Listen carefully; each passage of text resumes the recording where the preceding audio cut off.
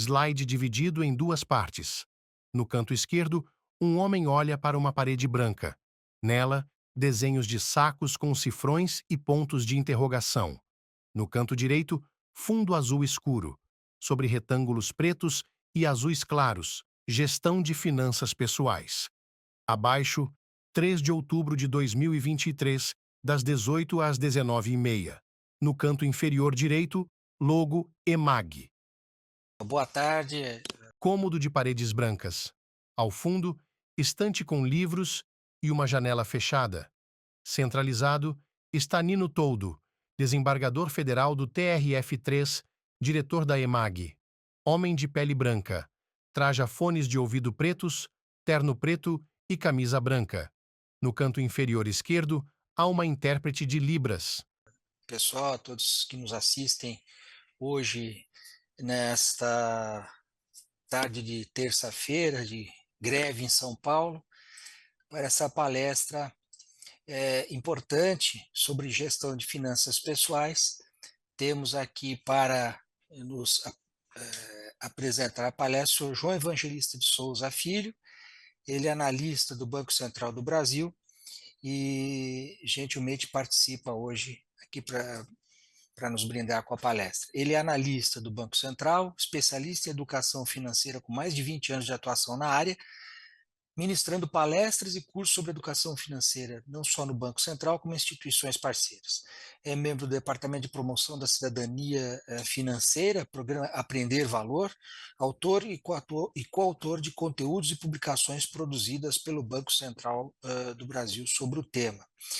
Eu, uma vez mais, agradecendo a disposição e disponibilidade do senhor João Evangelista de Souza Filho para a palestra, já lhe passo a palavra para, para as suas considerações. Senhor João Evangelista, com a palavra, muito bem-vindo e muito obrigado. Eu que agradeço, Nino, um prazer estar com vocês. Cômodo de paredes brancas, com 3 quadros de flores. Centralizado está João Evangelista de Souza Filho, analista do Banco Central do Brasil. Homem de pele branca e cabelos grisalhos.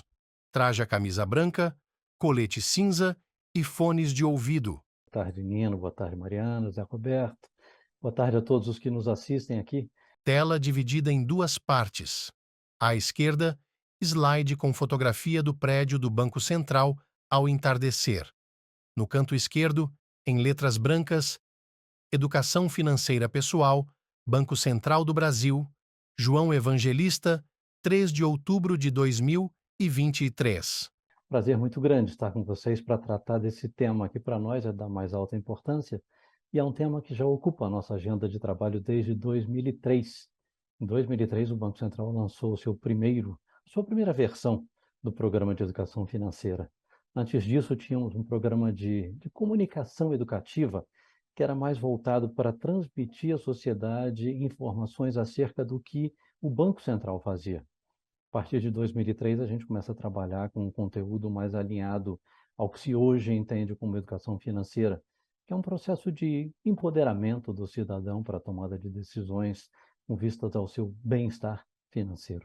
Mas se você, então, me concede a palavra, já sigo daqui para Já frente. pode seguir à vontade, depois, à medida que as dúvidas forem surgindo, aí vai ter um momento próprio para você possa tirar essas dúvidas. Tá Mas fique à ótimo, vontade. maravilha. Muito obrigado. Já fui devidamente apresentado. Obrigado pela apresentação, Nino. Vocês estão vendo aí essa fotografia que aparece na tela de vocês, é do nosso prédio do Banco Central aqui em Brasília. A sede fica aqui em Brasília, a gente tem aí em São Paulo, do ladinho de vocês, a 50 metros de distância do seu edifício, o prédio do Banco Central, onde nós temos a sede de um departamento especificamente, que é o Departamento de Supervisão Bancária, supervisão dos conglomerados bancários. Temos um departamento que fica sediado, dois departamentos sediados no Rio de Janeiro, o Departamento do Meio Circulante, especialmente em função da proximidade com a Casa da Moeda, e o Departamento de Operações do Mercado Aberto. Esses dois sediados no Rio de Janeiro, os demais têm sede aqui em Brasília. Bem, e eu começo falando exatamente sobre... No canto superior esquerdo, em letras pretas, garantir a estabilidade do poder de compra da moeda, zelar por um sistema financeiro sólido, eficiente e competitivo e fomentar o bem-estar econômico da sociedade. Missão do Banco Central. O que é o Banco Central? Quem é o Banco Central? Qual é a nossa missão? Na verdade, nós temos uma tríplice missão a cumprir. Em primeiro lugar, como qualquer banco central clássico do mundo, nós temos a obrigação de garantir o poder de compra da nossa moeda, manter a inflação sob controle por meio do exercício da política monetária. Aquilo que vocês veem no Jornal Nacional, nos jornais, na imprensa, Banco Central eleva a taxa de juros, Comitê do Banco Central se reúne e abaixa a taxa de juros. Esse é o exercício da política monetária que caracteriza o trabalho de qualquer Banco Central. Mas no Banco Central do Brasil, nós temos mais um importante componente da nossa missão, que é a supervisão e a normatização das instituições que atuam no sistema financeiro nacional. Portanto, bancos, administradoras de consórcio, financeiras, são 27 modalidades diferentes de instituições financeiras que são autorizadas a funcionar pelo Banco Central, que têm a sua atuação normatizada por nós e que são supervisionadas por nós no seu dia a dia. E mais recentemente, há menos de um ano, nós ganhamos explicitamente em nossa missão a função de fomentar o bem-estar econômico da sociedade. E nós entendemos que nada melhor para que a gente possa fomentar o bem-estar econômico da sociedade do que promovermos a inclusão financeira, a inclusão a produtos e serviços de qualidade, de interesse para o cidadão, e, naturalmente, a inclusão financeira precisa ser acompanhada de educação financeira, para que o cidadão possa funcionar melhor no seu dia a dia. E é exatamente neste contexto. Slide com uma fotografia de crianças de mãos dadas em roda. No canto inferior direito, em letras cinzas, educação financeira, olhar humano, família e sociedade. Que nós trazemos para vocês essa palestra de hoje, que fala sobre educação financeira. E o que é educação financeira para nós? Não é o processo de transformação de seres humanos comuns em milionários, não é isso. Também não é um processo de transformação de pessoas comuns em tio Patinhas, mãos fechadas, daqueles que vão atravessar o Oceano Atlântico do Brasil até a África com um sorrisal na mão e chegar do outro lado com um sorrisal inteiro. Não. É um processo que tem um olhar muito humano. Não somos nós que vamos dizer a nenhum de vocês o que é o certo, o que é o errado. Nós vamos instrumentalizar cada um de vocês para que vocês se conheçam, para que vocês sejam capazes de entender as próprias prioridades, entender as suas necessidades, os seus desejos, eventualmente até mesmo os seus desperdícios e eliminá-los da sua vida, mas um olhar muito humano no sentido de que compete a você definir o que é o certo e o que é errado, o que é o desejável e o indesejável na sua vida financeira. E falamos também de educação financeira no seio da família e da sociedade. Por quê? Porque quando a gente fala de dinheiro e de gastos e de recebimentos, a gente sabe que a família brasileira tem a sua renda composta por um conjunto de entradas. Não é mais aquela família clássica como a gente tinha 50, 60, 70 anos atrás, em que havia o cabeça da família, o provedor e os demais dependendo financeiramente. Não, cada vez mais a gente vê, inclusive, a mãe da família sendo a principal provedora. No caso dos participantes do Bolsa Família, por exemplo, a gente tem hoje cerca de 15 milhões de participantes do Bolsa Família que estão ali na base da nossa pirâmide socioeconômica, e 95% dos beneficiários do Bolsa Família são mulheres. E mesmo no caso destas famílias em que a principal provedora é a mulher, não é raro a gente ver os filhos informalmente ajudando a compor a renda da família.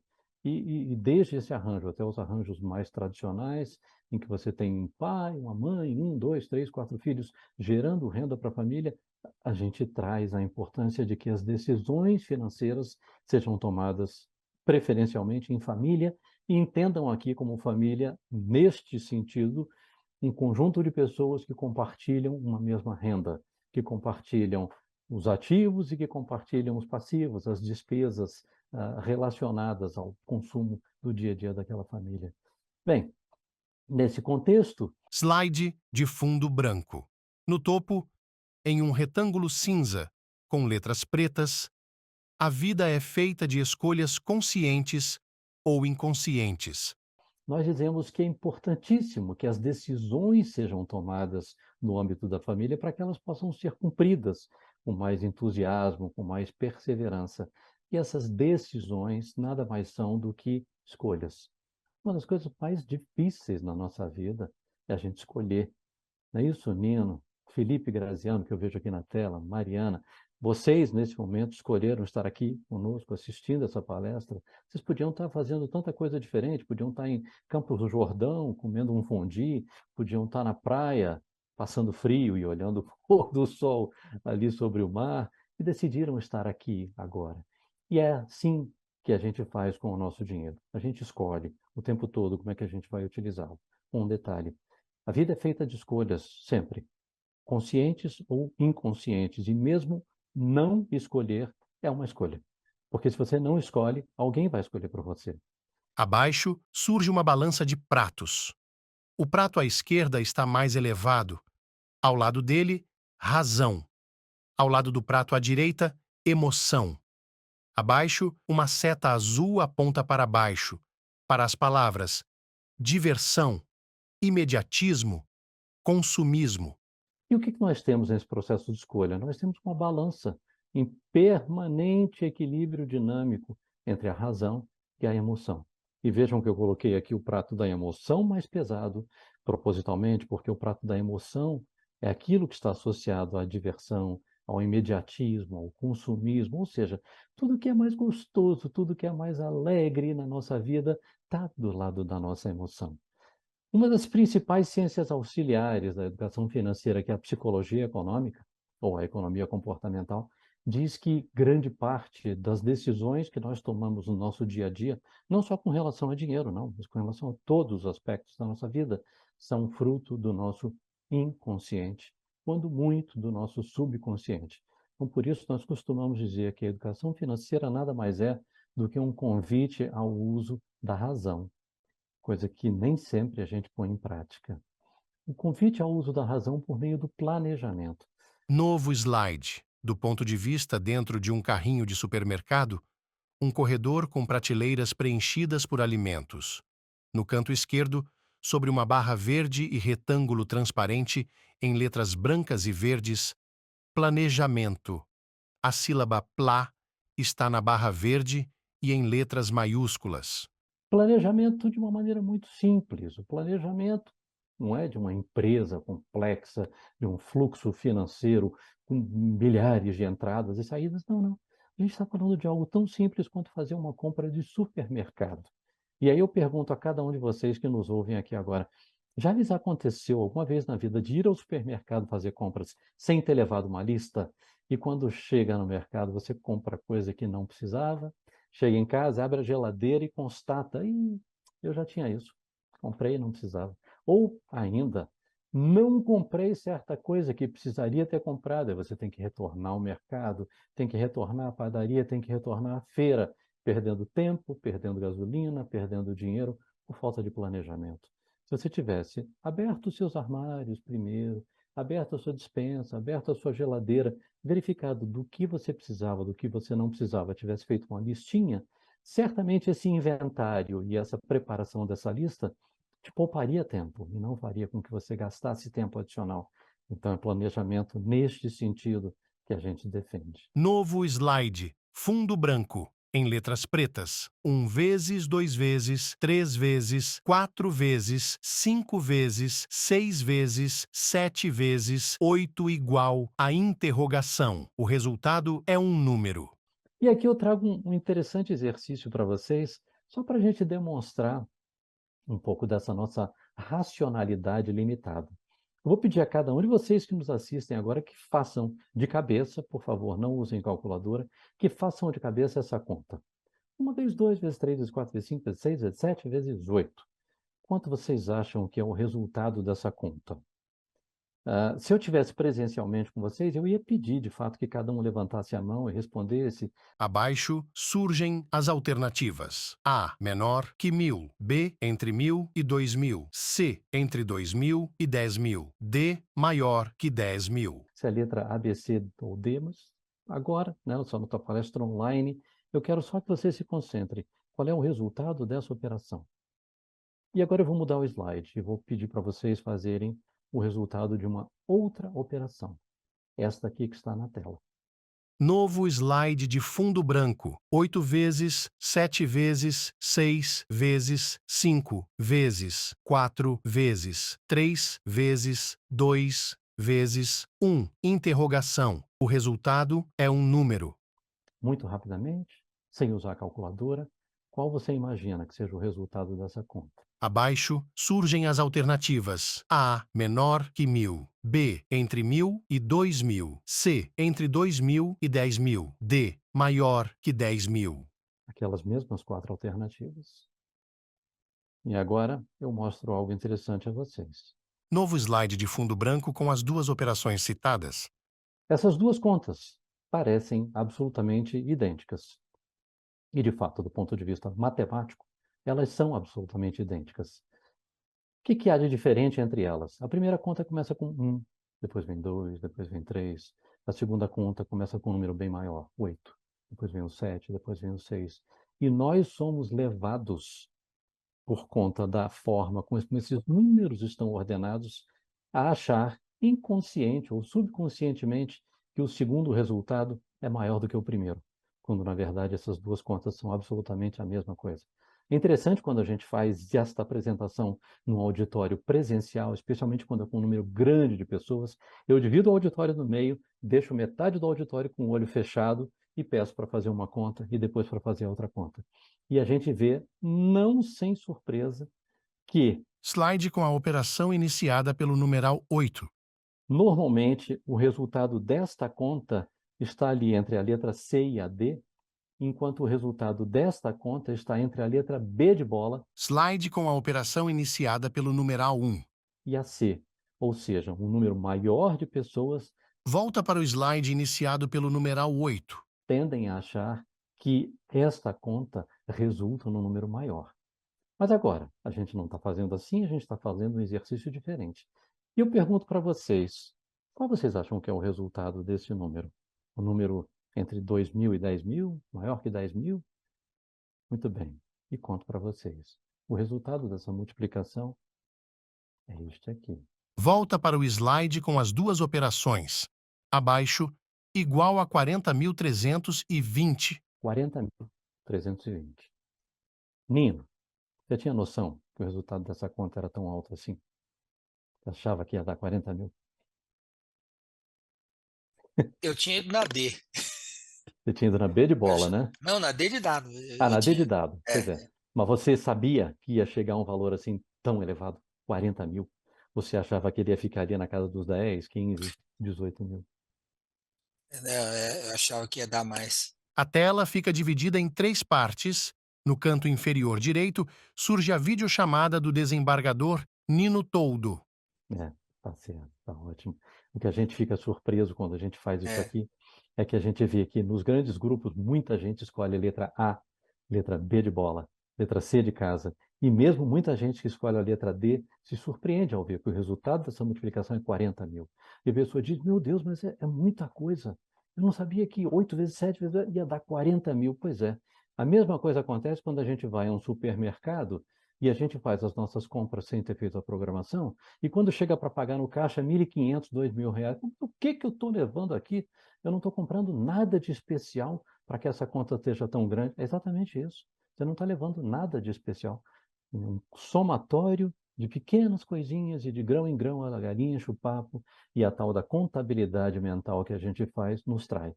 É assim que a gente se trai também com o resultado do nosso cartão de crédito mensal. Se a gente não faz o acompanhamento paulatino das nossas despesas, quando chega ao final do mês, você fala, esse mês eu vou ter aí 3, 4 mil reais de despesa de cartão de crédito, quando você vê o dobro, o triplo disso, você fica surpreso sem saber onde foi que você gastou, e de fato não foi nada extraordinário, foi apenas um somatório de pequenas coisas. Por isso que a gente insiste tanto na importância e na necessidade do planejamento. Na verdade, quando nós falamos em educação financeira, a gente trabalha com um tripé de elementos, que são o planejamento, a poupança ativa e o crédito responsável. A gente até brinca com um acrônimo: planejamento, poupança, crédito, PLAPOCRE. É esse PLAPOCRE que norteia a nossa vida financeira.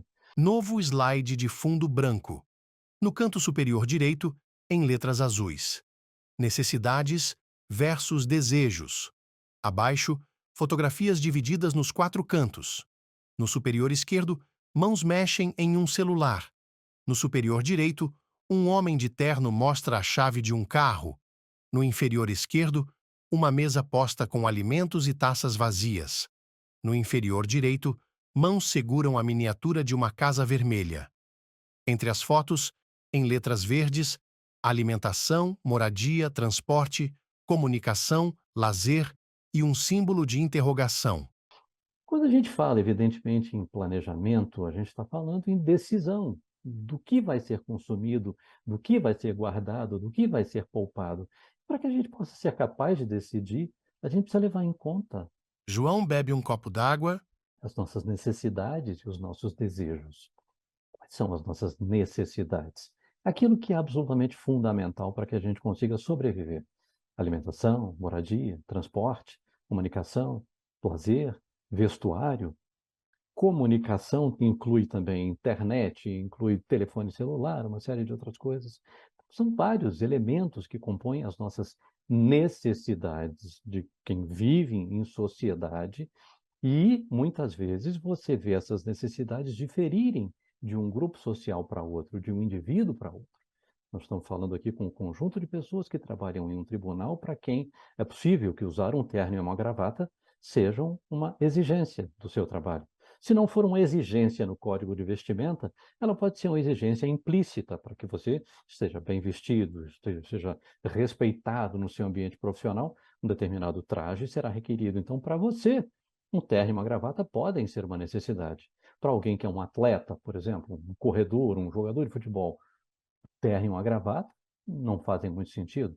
Mas, por outro lado, uma chuteira ou um par de tênis que custe aí R$ 1.000, R$ 1.500, R$ 2.000, algo que é impensável no nosso dia a dia de pessoas comuns, para aquele profissional pode ser uma necessidade. Então, aquilo que a gente precisa entender é que as necessidades e os desejos variam de pessoa para pessoa. Nós precisamos conhecer quais são. Por que precisamos conhecer? Para que a gente possa adequadamente priorizar. E aí eu convido todos a fazermos uma volta à infância. Quando a gente era pequenininho, que chegava da escola e perguntava: mãe, posso ir brincar? Pai, posso ir brincar? E eles diziam: você já fez o dever de casa? Não, ainda não. Então faça o dever de casa primeiro. Depois você vai jogar bola, vai andar de bicicleta. Primeiro, as obrigações. Primeiro, as necessidades. Depois, os desejos. Não tem nada de errado com a satisfação dos desejos, não é pecado, não é nada disso. Mas primeiro você precisa dar conta das suas necessidades. A gente falou do planejamento e agora a gente vai falar da poupança. Poupança ativa. Novo slide com barra verde à esquerda. Abaixo da palavra planejamento. Poupança. A sílaba POU está dentro da barra verde e em letras maiúsculas.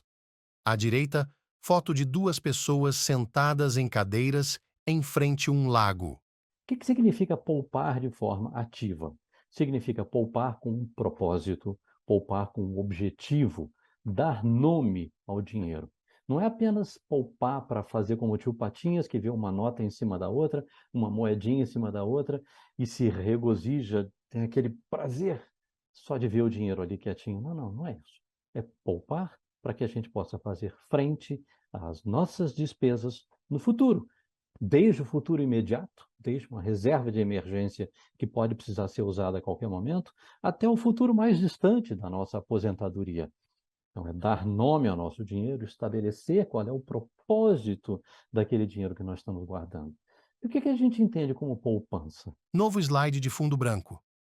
Ao centro, 2 quadrados azuis claros. No primeiro, segurança. Abaixo, imprevistos. Endividamento, aposentadoria. No segundo, oportunidades. Abaixo, ofertas. Poder de barganha. Sonhos. A gente entende como poupança guardar do dinheiro que nos sobra. É assim que a gente classicamente define poupança. Aquilo que sobrou depois da gente fazer frente às nossas necessidades e aos nossos desejos, a gente guarda para utilizar amanhã. Para quê? Em busca de segurança.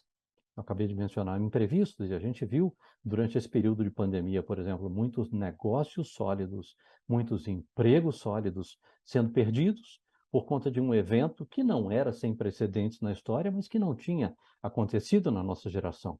E a gente se surpreendeu, e muita gente teve imensas dificuldades. E por conta desses imprevistos, quem não tinha uma reserva de emergência sofreu mais. Ou mesmo com reserva de emergência para quem é um servidor do Estado, e aqui eu disse Estado com letra maiúscula, servidor federal, ou mesmo um servidor estadual, alguém que trabalha para o governo e que tem praticamente toda a certeza de que vai receber o seu salário em dia e que tem um plano de saúde, ok. Aí eu pergunto a você, seu plano de saúde cobre todas as suas despesas? Se você tiver necessidade de uma prótese, por exemplo, você vai ter essa prótese coberta pelo seu plano de saúde? É aquela prótese alemã, suíça, ou é uma prótese chinesa ou paraguaia? Ah, então talvez seja interessante você ter também um dinheiro guardado para um imprevisto, mesmo você tendo um plano de saúde. Não, mas o meu plano de saúde cobre tudo. Digo, ótimo. Ele cobre remédio também? Ah, é remédio não, pois é. Eu, pessoalmente, João Evangelista, quando faço o meu orçamento, eu verifico que um dos itens que mais me despendem recursos são os gastos com farmácia. Suplementos alimentares, remédios, etc. Para mim, para minha mulher, para meu filho. A gente tem a necessidade de colocar isso tudo na ponta da linha. Então, por isso, contar com os imprevistos é importante. Por isso, poupar para ter a segurança de ter algum dinheiro guardado para fazer frente a um imprevisto qualquer. Para evitar o endividamento, a gente tem hoje mais de 70 milhões de cidadãos brasileiros, isso é um terço da população brasileira endividada. Endividada aqui eu não estou dizendo inadimplente, eu não disse sem condições de pagar suas dívidas, mas eu disse endividada a ponto da dívida se tornar um desconforto. E melhor, segurança para pensar no amanhã, para que a gente tenha uma aposentadoria tranquila, para que a gente possa desfrutar da nossa vida. E ainda para aproveitar oportunidades, como por exemplo, uma oferta. Digamos que seu vizinho tem um carro que você acha bonito, você sabe que é muito bem cuidado, você vê ali o seu vizinho todo sábado lavando o carro, cuidando bonitinho, e esse vizinho, de repente, muda-se de país, vai morar em Portugal, vai morar na Alemanha, e ele diz, olha, eu preciso vender todos os meus bens aqui, porque eu vou sair do Brasil, estou vendendo tudo e preciso vender depressa. Opa! Se você tem dinheiro poupado, você faz uma oferta, você consegue talvez arrematar aquele carro dele por um preço bem mais em conta do que você pagaria em situação regular. Então é interessante você ter o dinheiro guardado para ofertas, oportunidades, para que você tenha o poder de barganha de oferecer, pagar à vista e com isso obter descontos. E ainda para o poder de concretizar os seus sonhos, você transformar os seus sonhos em projetos e fazer com que esses sonhos se tornem realidade, poupando, guardando paulatinamente, dando nome ao seu dinheiro, para que você consiga transformar esse sonho em realidade. Agora, o que é muito frequente Abaixo, surge um retângulo com a frase: é difícil sobrar algo para poupar? é, quando a gente faz essa pergunta, é difícil sobrar algo para poupar? Pessoas dizem, olha, para mim é muito difícil. No meu mês costuma sobrar dia no final do dinheiro, em vez de sobrar dinheiro ao final dos dias. Aí então a gente ensina o pulo do gato. Uma dica simples, que vem lá de tempos imemoriais, e para quem quiser aprender um pouquinho mais sobre isso, eu sugiro um livrinho que você lê em meia hora chamado O Homem Mais Rico da Babilônia. Ela vem de lá. E essa dica diz o seguinte: inverta a lógica. Abaixo surge inverta a lógica. Não espere sobrar, não espere chegar até o final do mês para esse dinheiro sobrar. Faça o dinheiro sobrar hoje.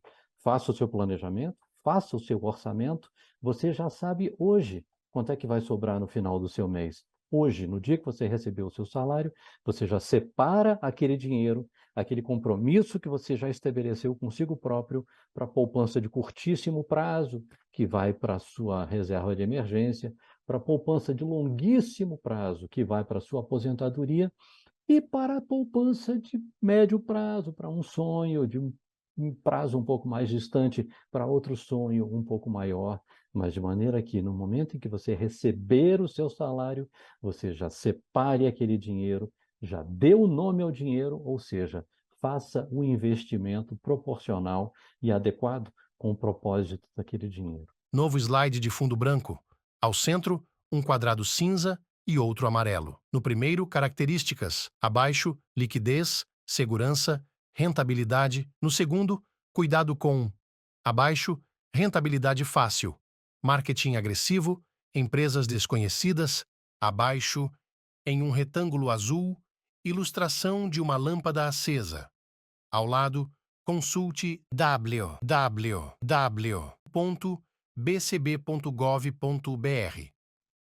Como é que é isso?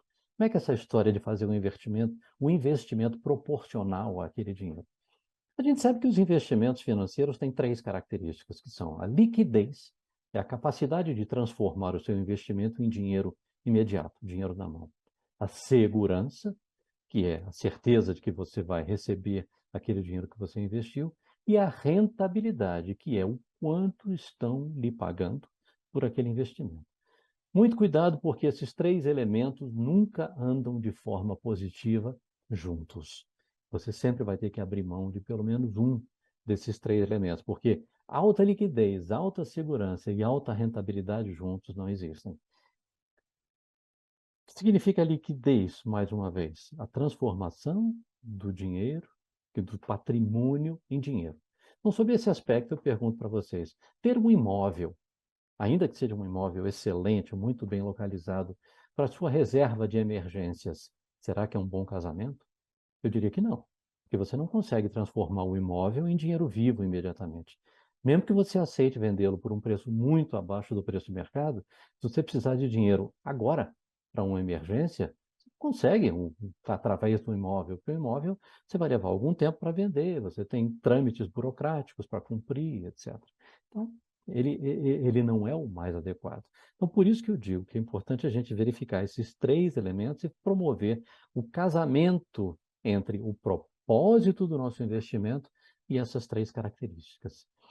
Muito cuidado, especialmente quando você estiver em busca de alta rentabilidade. Muito cuidado com a rentabilidade fácil. Nós vimos aí agora, nesses dias, o atleta Acelino Popó de Freitas, aquele lutador de boxe, vencedor de medalha de ouro em Olimpíada, passando por um problema seríssimo. Ele perdeu mais de $1 milhão no investimento em criptomoedas. Eu não sei o quanto ele entendia de criptomoedas, eu não sei se aquela empresa com quem ele estava investindo era uma empresa que estava realmente autorizada a atuar como uma empresa de investimentos. Fato é que a gente sugere, consulte o site do Banco Central, consulte o site da CVM, da Comissão de Valores Imobiliários, verifique se aquela rentabilidade fácil que está sendo oferecida, ela de fato está sendo oferecida por uma empresa séria, se aquela rentabilidade diz respeito a algo factível, algo plausível, ou se você está sendo ludibriado e se você está sendo traído pelo seu próprio excesso de vontade de ganhar dinheiro fácil. A gente precisa ter muito cuidado com aquela história da lei de Gerson, lá de antigamente. Eu gosto de levar vantagem em tudo, certo? Não, cuidado com isso. Não é levar vantagem em tudo, assim, a qualquer preço, não. Isso pode ser perigoso. Cuidado também com marketing agressivo. Cuidado com empresas desconhecidas. O seu dinheiro é muito precioso para que você o desperdice assim. E cuidado também para não ir com a boiada, e cuidado também para não se deixar levar apenas pelo seu instinto, porque às vezes ele falha. E aqui eu tenho um exercício que eu trouxe para vocês. Eu trouxe um conjunto de pessoas, que são pessoas muito conhecidas no mercado financeiro do século XX, do século XXI, que eu gostaria de mostrar a vocês e perguntar a vocês: vocês entregariam os seus recursos financeiros para serem administrados por essas pessoas? Em outras palavras, você confiaria em investir sob o comando dessas pessoas? Foto de Bernard Madoff. Homem de pele branca, cabelos grisalhos, traja óculos de grau. Foto de Jordan Belfort. Homem de pele branca e cabelos pretos, traja terno risca de giz azul e camisa azul. Foto de Peter Lynch. Homem de pele e cabelos brancos. Traja óculos de grau. Foto de Dona Branca, mulher de pele branca e cabelos grisalhos. Traja óculos de grau. Foto de Geraldine Weiss, mulher de pele branca e cabelos loiros. Traja óculos de grau. Foto de Charles Ponzi, homem de pele branca e cabelos pretos. Traja terno e chapéu bege.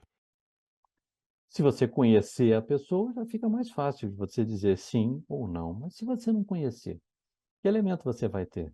Você vai se basear pelo rosto da pessoa, pelo traje dela, pelas expressões dela, pelo site da empresa dela, pelo seu cunhado ou seu vizinho que disseram algo sobre aquela pessoa? Tudo bem. Vamos voltar e aí eu vou perguntando para cada um de vocês e vocês vão respondendo mentalmente. Confiariam neste homem para administrar suas riquezas? Confiariam neste rapaz para administrar o seu patrimônio? Confiariam neste senhor? Confiariam nesta senhora? Confiariam nesta senhora? Confiariam neste rapaz, jovem senhor? Muito bem. Em língua inglesa, quando nós falamos de pirâmide financeira, a gente fala de Ponzi scheme. Esse Ponzi vem deste camarada aqui, Charles Ponzi. Lá nos anos 30, 40, nos Estados Unidos, ele deu um golpe monumental, um dos maiores golpes financeiros do século XX, a ponto de ter tido seu nome imortalizado. Pirâmides financeiras, Ponzi Scheme.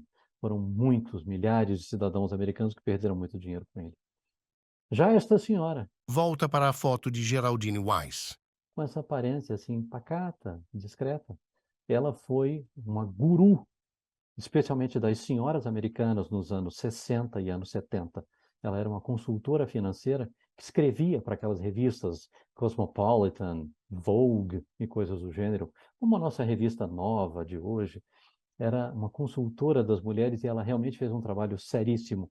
Ajudou milhões de mulheres americanas a enriquecer com seus conselhos sobre investimento. Ela própria não podia ser consultora financeira, porque era um tempo em que as mulheres ou eram professoras, ou eram esposas, ou eram enfermeiras, mas as mulheres nesse tempo não eram profissionais do mercado financeiro. Mas ela escondia-se por trás do marido, que era um profissional das finanças, ajudava na empresa dele e ela diretamente escrevia as suas colunas e ajudou muita gente.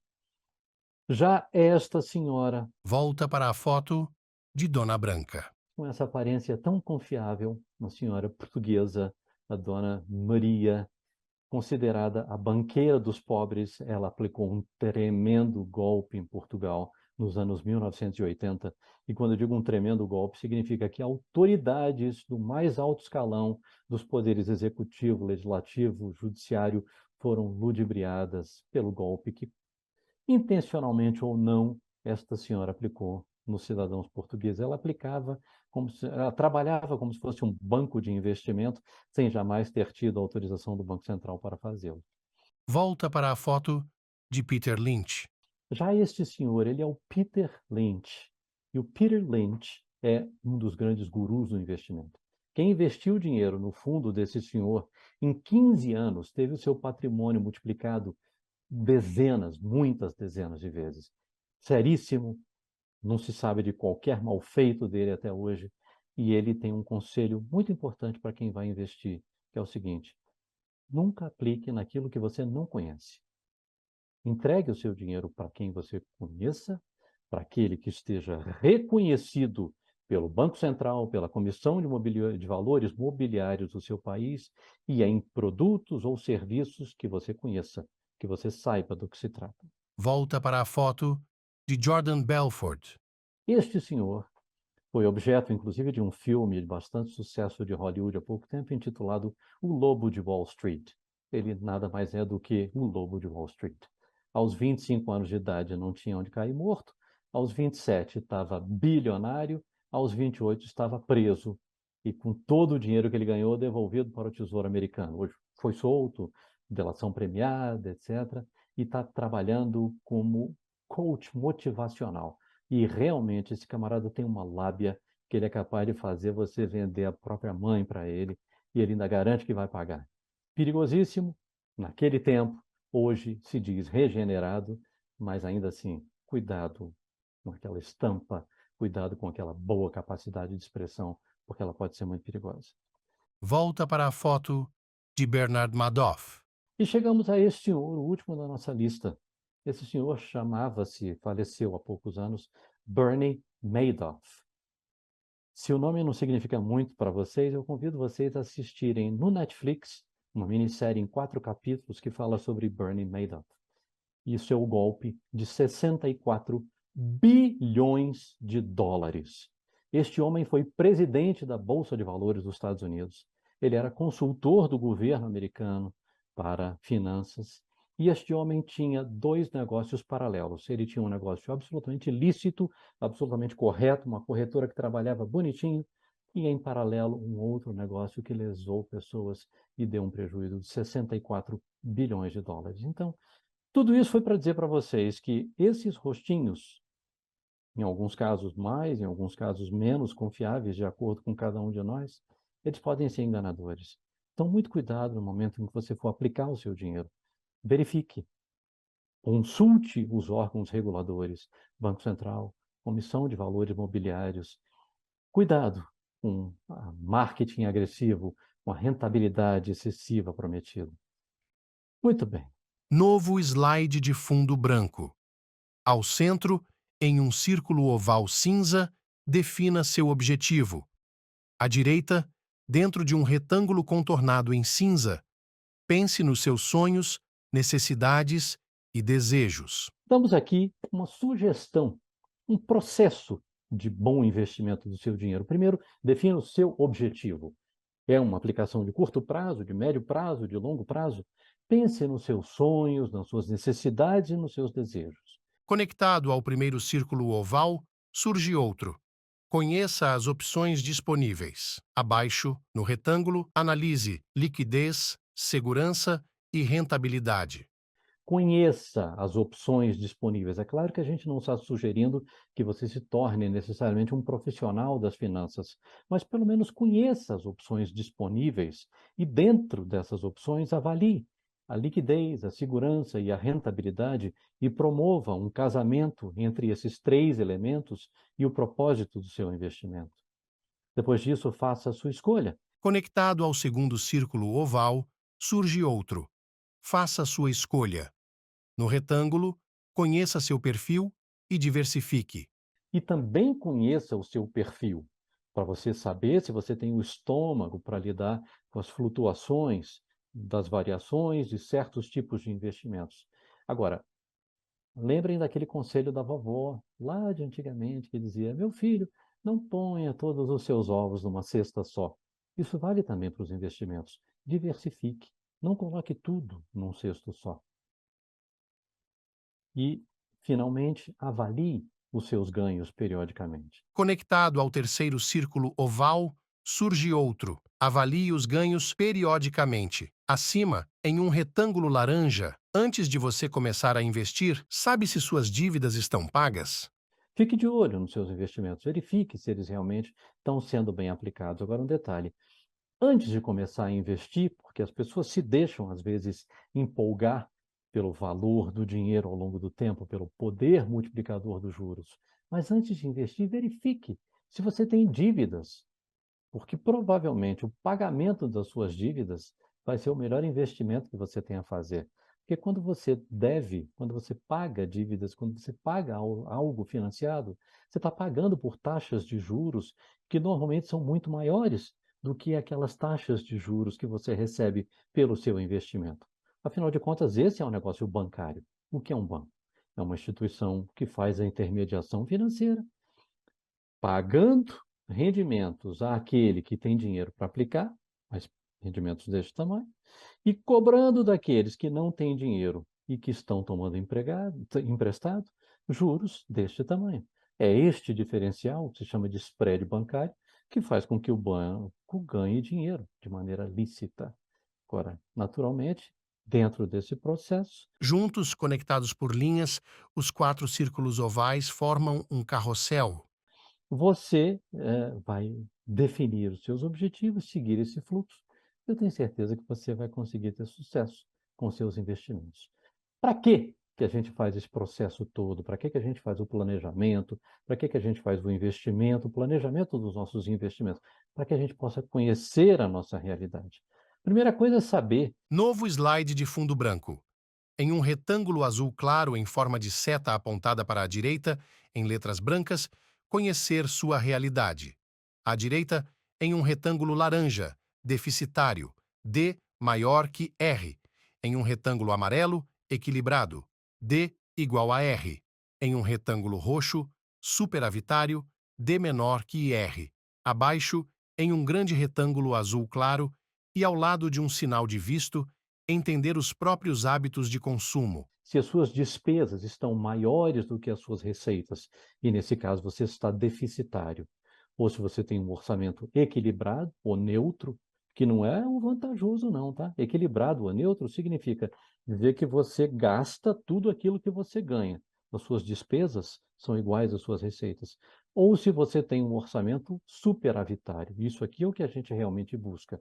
Aquele orçamento em que as despesas são menores do que as suas receitas, em que você gasta menos do que você ganha.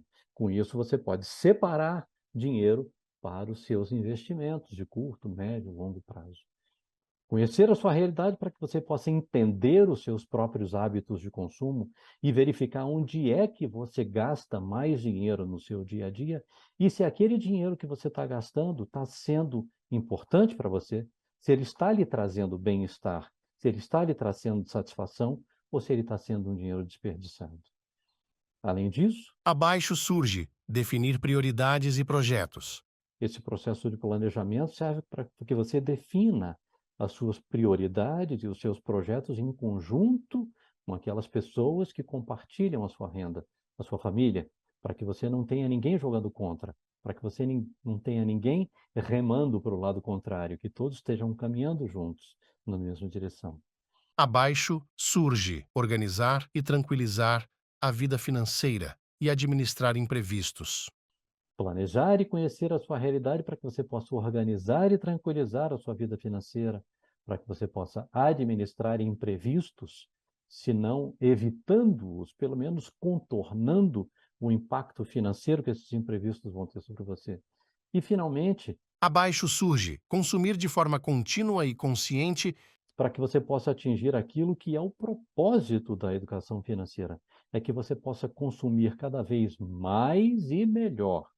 Consumir de forma contínua e consciente daquilo que tiver importância para você, daquilo que lhe trouxer valor, daquilo que trouxer o seu bem-estar financeiro e o seu bem-estar em última instância, seu e da sua família.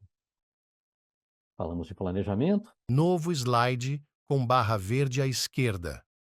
Abaixo da palavra poupança. Crédito. A sílaba CRE está dentro da barra verde e em letras maiúsculas.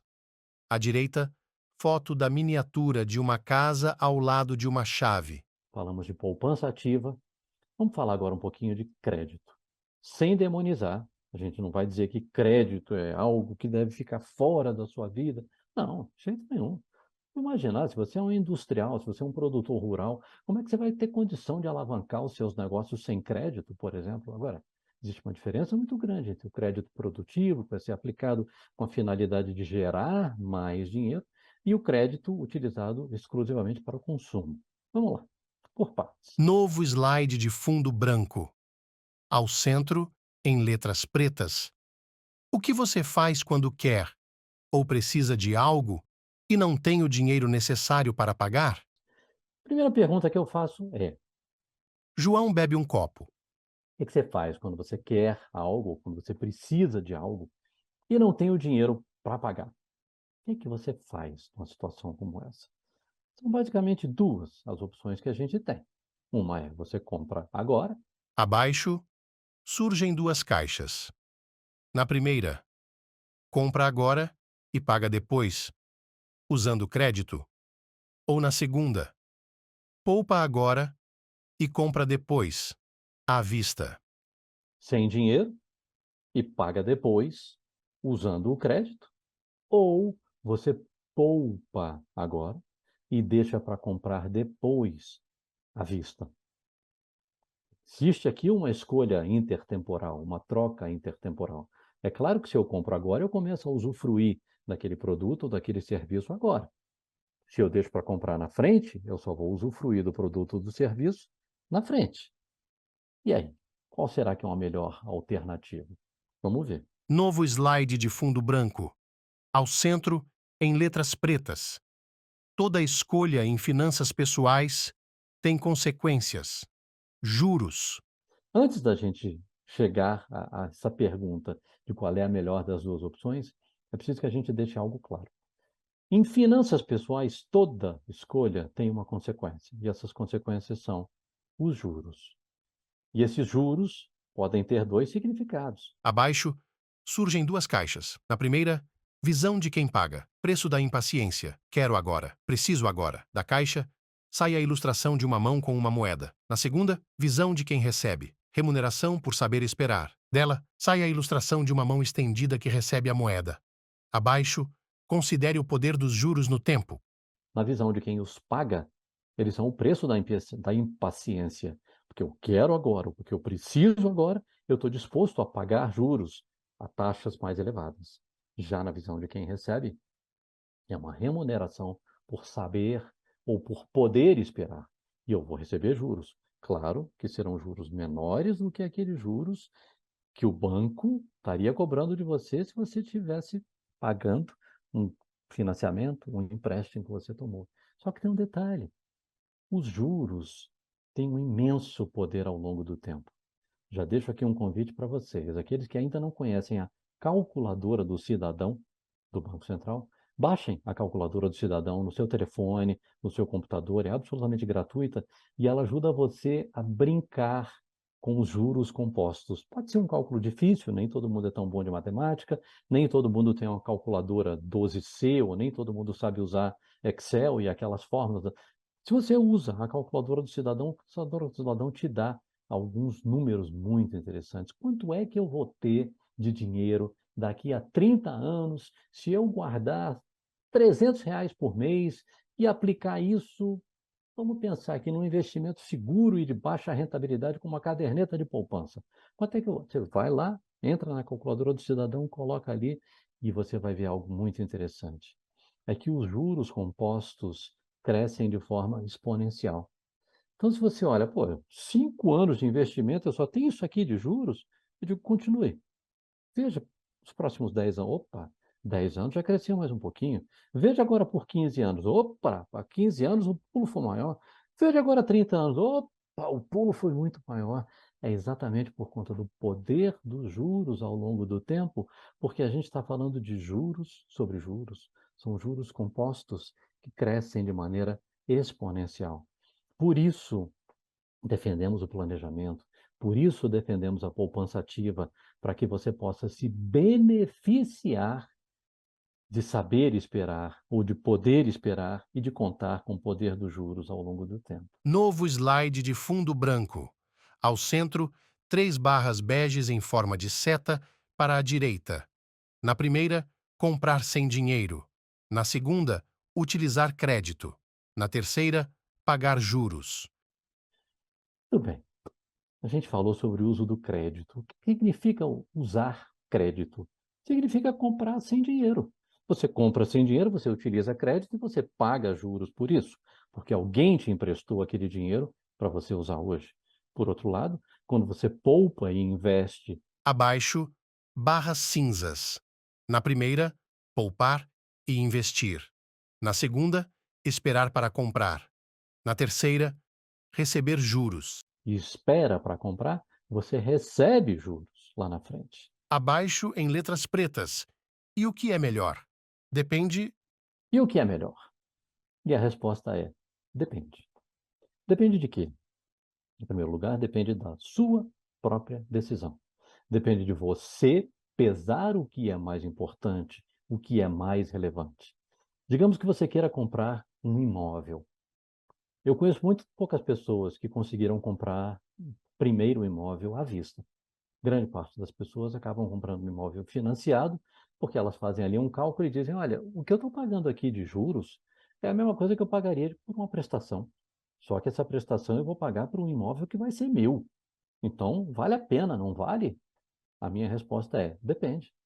Depende de você. Porque se você não estiver pagando pelo seu imóvel, você estiver pagando por um aluguel e reduzir o seu aluguel, por exemplo, e poupar alguma coisa, e deixar para poupar e aplicar em outra coisa da sua vida, e se contentar com nunca ter um imóvel e sempre viver de aluguel, pode ser uma opção válida, contanto que você tenha a constituição do seu patrimônio. O que você não pode é simplesmente não ter um imóvel e também não ter patrimônio de forma alguma, porque aí você não vai ter sua reserva de emergência, você não vai ter os seus investimentos para médio e longo prazo assegurados. Agora, João, mas você está falando uma tolice, João. Todo mundo sabe que imóveis são o investimento mais seguro do mundo. Aí eu pergunto a vocês, será? A gente viu agora no Rio Grande do Sul, por exemplo, 2 semanas atrás, uma enchente monstruosa que praticamente afogou uma cidade. O que aconteceu com aqueles imóveis que estavam ali naquela cidade? Eles perderam grande parte do seu valor. O terreno está mantido, mas as edificações que foram construídas simplesmente foram perdidas. Mas isso aqui é uma situação muito rara, não é em todo lugar que acontece uma enchente, um tornado. Ok, não é. Mas na frente da sua casa, na frente do seu apartamento, alguém pode construir uma penitenciária, alguém pode construir uma torre de celular, alguém pode construir uma casa de festas, que aquele lugar que um dia foi valorizadíssimo, hoje pode não ser mais. Vocês que moram em São Paulo, que conhecem bem São Paulo, me digam se eu disser uma besteira agora, mas eu me lembro de Rua Augusta, por exemplo, ali nos anos 60, a gente ouvia muito falar nas músicas, entrou na Rua Augusta a 120 por hora, era a coisa mais chique. Será que hoje ainda é uma localização tão chique como ela era 30, 40, 50 anos atrás, ou ela se desvalorizou? Por outro lado, é possível que houvesse regiões, eu não sei, talvez Vila Nova Conceição fosse um lugar onde ninguém queria, 20, 30, 40 anos atrás, talvez fosse, aquilo é um lugar distante, é um fim do mundo. Hoje em dia você tem ali apartamentos muitíssimo valorizados. Então, assim, a gente não tem bola de cristal, a verdade é essa. E é por isso que a gente diz o que é melhor depende. Depende da sua reflexão, depende da sua reflexão em família, depende do que você quer para o seu dinheiro, sem ter bola de cristal, porque bola de cristal ninguém tem. Nem os melhores profissionais de investimento do mundo não têm. Novo slide de fundo branco. Ao centro, em um retângulo cinza, vantagens do crédito: atender emergências, aproveitar oportunidades, antecipar consumo. Ao lado direito, sinal de visto verde. E o crédito pode sim ter vantagens, por exemplo, atender a emergências. Vamos voltar naquele exemplo do plano de saúde e da prótese. Olha, eu tenho um excelente plano de saúde, mas esse meu plano de saúde não me cobre a prótese que eu vou ter que colocar aqui no meu joelho, porque eu vou. Ok, tá bom.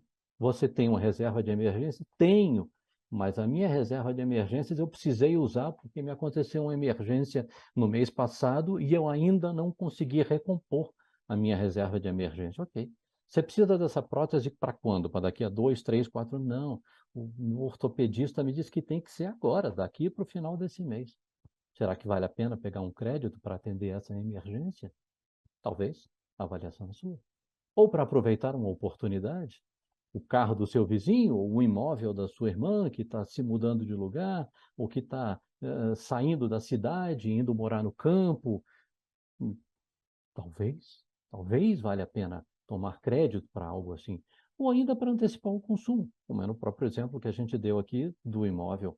Alguém que se casou, que quer ter o seu imóvel e que acha que vale a pena adquirir um imóvel em vez de pagar um aluguel e que não vai ficar esperando 10, 20, 30 anos para juntar o dinheiro do imóvel. Antecipe esse consumo, comprando hoje. Vale a pena? Talvez. A avaliação é sua. Agora, por outro lado, o crédito tem as suas desvantagens. Abaixo, em um retângulo laranja, desvantagens do crédito: pagar mais caro, comprometer o consumo futuro, correr o risco de superendividamento. Ao lado esquerdo, um X vermelho. A primeira delas é que você paga mais caro, porque você está pagando juros para alguém que te emprestou esse dinheiro hoje. Outra desvantagem é que você compromete o seu consumo futuro. Quer dizer, como assim, João? Não entendi. É assim. Vamos dar um exemplo concreto. Se o seu salário é um salário de R$ 1.000, você fez um financiamento e você tem R$ 200 em prestações para pagar, isso significa que quando você receber o próximo salário, no próximo mês, você não tem mais R$ 1.000 do seu salário para gastar, você só vai ter R$ 800, porque R$ 200 já estão comprometidos com o pagamento das dívidas que você já fez hoje. É neste sentido que o compromisso futuro, que o comprometimento do seu consumo futuro pode inclusive ser muito perigoso, porque quando as pessoas são um pouco menos controladas e não se dão conta disso, elas dizem: "Ah, eu ganho X reais por mês, então eu posso fazer essa dívida". E no mês seguinte faz outra, e no outro mês faz outra, e depois mais outra, e acontece aquele efeito grão em grão, a galinha enche o papo que a gente mencionou. E é assim que se corre o risco do superendividamento. O descontrole que vai levando a uma bola de neve até que o consumo futuro esteja totalmente comprometido.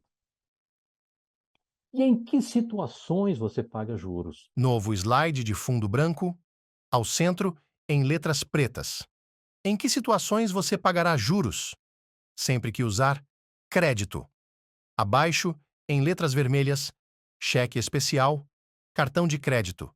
Em letras pretas, empréstimos, financiamentos, carnês, contas pagas após o vencimento. Sempre que você usa crédito. Todas as vezes em que você compra crédito, você compra a crédito, você está pagando juros, mesmo quando eles estão embutidos. É muito frequente a gente chegar numa loja para comprar uma TV, por exemplo. Ah, quanto é essa TV? Ah, ela é R$ 5.000 à vista. E financiado em 12 meses também. Você soma ali o número das parcelas, você vê que dá R$ 5.000. Ah, interessante. Sem juros, né? É. Mas vem cá, e se eu comprar à vista? Bom, à vista como?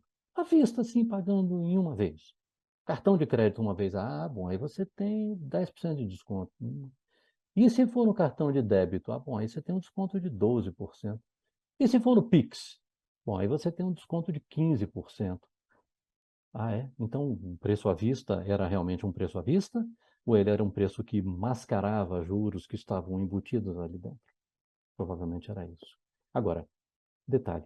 Nós fizemos em 2008 uma pesquisa no Banco Central para tentar entender melhor o consumidor brasileiro. Isso foi antes da elaboração da nossa primeira estratégia nacional de educação financeira. E compreendemos o seguinte: o cidadão brasileiro endivida-se porque ele não quer se endividar. Não entendi, isso é um paradoxo para mim, eu explico. A pessoa não quer se endividar e ela diz: não, não, eu vou precisar aqui de um dinheirinho adicional, porque nesse mês o meu orçamento estourou, mas no mês que vem eu vou conseguir me reequilibrar. Então eu vou fazer o seguinte: eu vou usar o cheque especial nesse mês, que me cobra aí 8, 9, 10% de juros, ou então eu vou entrar no cartão de crédito, vou usar o rotativo, não vou pagar a tarifa inteira, porque no mês que vem eu me reequilibro. Aí sabe o que acontece? Quando chega no mês seguinte, a pessoa não consegue se reequilibrar e aquela dívida de 8, 10, 12% ao mês vai crescendo, crescendo, se tornando uma bola de neve de forma absurdamente rápida. Estes são os dois grandes perigos do cheque especial e do cartão de crédito, que são instrumentos lindos, maravilhosos, quando usados da forma para a qual eles foram planejados. Cartão de crédito e cheque especial não é complementação de renda. Eles existem para ser usados emergencialmente e por um período muito curto. Segundos, horas, minutos, poucos dias, não muito, porque eles têm taxas de juros muito elevadas. E existem motivos pelos quais as taxas são elevadas. Eles já são uma linha de crédito pré-aprovada. Você não precisa ir no seu banco, você não precisa negociar com o seu gerente, você não precisa pedir uma aprovação. Não, não, não. Ele já está ali, disponível para você. E exatamente essa disponibilidade é o que faz com que ele seja tão caro. E é por isso que esta disponibilidade, aliada à intenção da pessoa não se endividar, é que pode ser enganosa, que pode fazer com que a pessoa se iluda. Quando mais você paga crédito, quando você tem empréstimos, financiamentos, carnês e o pior dos mundos, quando você paga contas após o vencimento, especialmente quando você tinha dinheiro para pagar, quando você paga multas, quando você paga juros de mora, quando você paga encargos, IOF, uma série de outras coisas, por puro esquecimento, por pura distração, por pura falta de planejamento. Por isso, a nossa insistência é tão forte para que você ponha o planejamento em prática. Deixa eu dar um exemplo numérico. Novo slide de fundo branco. Nele, uma tabela de 3 fileiras e 6 colunas. Na primeira fileira, abaixo da coluna Produto, fotografia de uma máquina de lavar. Ao lado, coluna à vista. Abaixo, R$ 879,12. Coluna Parcelas. Abaixo, 12. Coluna Valor. Abaixo, R$ 83,25. Coluna Total a prazo. Abaixo, R$ 999. Coluna Economia. Abaixo, R$ 119,88. Na segunda fileira, foto de uma geladeira. À vista, R$ 1.671,12. Parcelas 12. Valor R$ 158,25. Total a prazo R$ 1.899. Economia R$ 227,88. Na terceira fileira, foto de um ar-condicionado. À vista, R$ 1.231,12. Parcelas 12. Valor R$ 116,58. Total a prazo R$ 1.398,96. Economia de R$ 167,84. Do poder dos juros compostos. Esse não é um exemplo com valores atuais, tá? Os valores estão um pouco menores do que os valores que a gente vai encontrar no mercado, mas vocês vão entender já já qual é o meu propósito. Vejam uma máquina de lavar, uma geladeira e um aparelho de ar-condicionado com os seus valores à vista, em 12 prestações daqueles valores respectivos. Total a prazo é aquele que vocês veem nas bolinhas cor de salmão, cor de laranja. Se você comprasse à vista, quanto você economizaria? Você economizaria em cada um daqueles itens o que está ali na bolinha azul. Ah, é boa economia, mas não parece nada assim tão atraente, né? De repente, um casal jovem, recém-casado, que está montando a sua casa, pode achar interessante fazer essas compras de forma parcelada. Tá, vamos explorar um pouco mais esse exemplo. Novo slide de fundo branco. No canto esquerdo, compra à vista R$ 3.781,36. No canto direito, compra a prazo R$ 4.296,96. Ao centro, diferença R$ 515,60. 12%. O que se pode comprar? Comprando à vista, você paga R$ 3.780. Comprando a prazo, R$ 4.296. O que significa isso? Uma diferença de R$ 515. Só que vamos lembrar que dinheiro é uma moeda de troca. Dinheiro é um símbolo. Dinheiro não é algo que tenha significado por si só. É um número na sua conta no banco, ou, na melhor hipótese, ele é um pedaço de papel que está ali na sua carteira, é um pedacinho redondo de metal que está aqui em cima da sua mesa, e ele sozinho não faz sentido. Mas quando você converte o que o dinheiro pode comprar, talvez isso faça mais significado. Então, voltando aqui, se eu disser para vocês que a diferença entre comprar uma máquina de lavar roupas, uma geladeira e um ar-condicionado à vista ou a prazo são R$ 515, isso pode não fazer tanta diferença. Mas e se eu disser a diferença entre comprar à vista e a prazo é que se você comprar à vista... Abaixo, lado a lado, surgem as fotos de um fogão. R$ 245,52. Um forninho, R$ 119. Um liquidificador, R$ 54,90. Uma torradeira, R$ 79,90. Dois sorvetes de casquinha, R$ 16,28.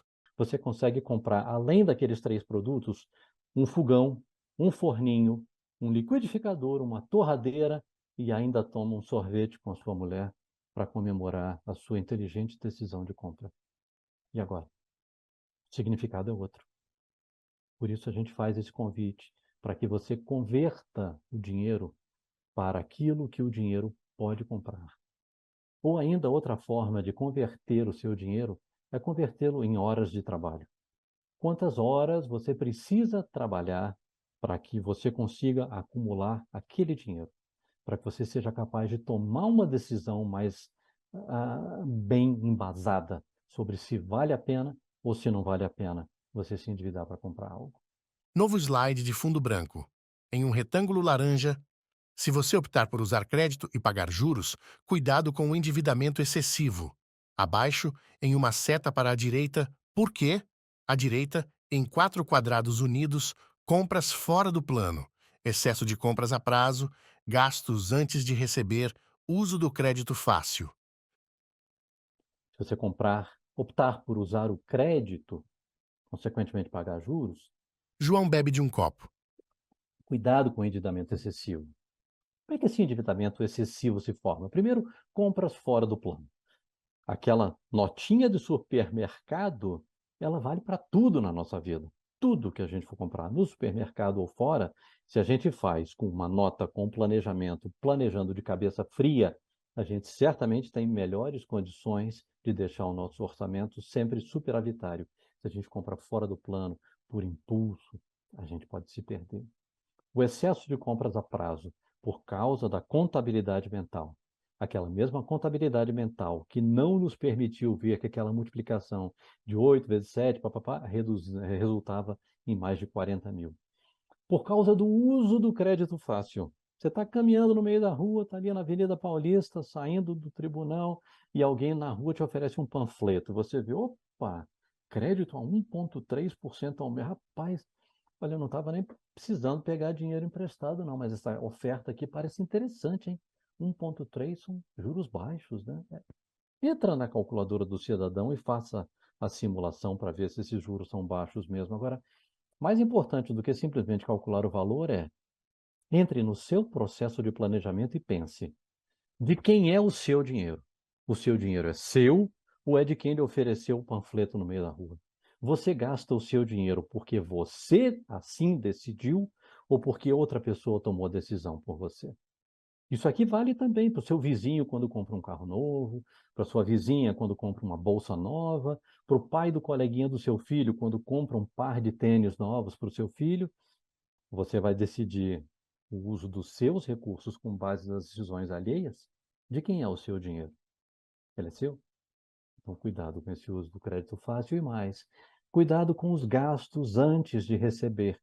Em outras palavras, cuidado com o ovo dentro da galinha. É perigoso contar com o ovo dentro da galinha antes da galinha botar esse ovo para fora. Nino, na introdução dessa palestra de hoje, mencionou São Paulo em dia de greve. A gente sabe de greves, inclusive no setor público. Nós, no Banco Central, que a propósito estamos em campanha no presente momento, por uma valorização da carreira e por uma redução das assimetrias entre os nossos vencimentos e os vencimentos de outros servidores do setor público, nós tivemos ano passado um período de greve. Foram 30 dias em que a gente participou de uma greve e que a gente realmente deixou de receber o nosso salário durante 3 meses. E se alguém tivesse contando com aqueles gastos antes de receber o seu salário e quando chegasse ao final do mês não recebesse o seu salário? Então, até uma decisão como entrar em greve ou não entrar em greve, ela tem que ser pesada de acordo com as suas reservas de emergência, de acordo com as suas finanças, para que você não se embanane, para que você não se atrapalhe. Um cuidado, porque mesmo servidor, aconteceu, por exemplo, com professores recentemente, professores do Estado e mesmo professores das redes municipais, que tiveram os seus salários atrasados em função de uma série de questões. Os servidores públicos, com estabilidade, com garantia de emprego, mas ainda assim tiveram atraso nos seus vencimentos. Então, muito cuidado com esses gastos antes de receber. Novo slide de fundo branco. No canto esquerdo, em um retângulo cinza e letras azuis, pagar ou receber juros.